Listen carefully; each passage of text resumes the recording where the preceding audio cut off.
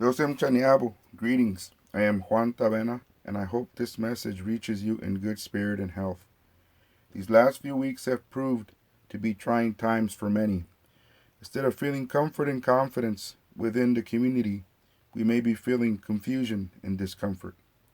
In the distant past, our UMM ancestors governed themselves in family units and depended on the Yowe, or elder.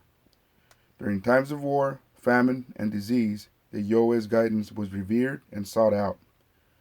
One of the many responsibilities of a governing Yowe are to listen and to make the best decisions possible for the welfare of the family unit as well as the community. We share this information about our ancestral leaders to promote unity, Nau Eewame, for our Pueblos and community. And we encourage our Eewame people to continue to stay safe, stay healthy, and practice social distancing. Diosem Mampotawak, Diosem Chokotesiavu, thank you for your time.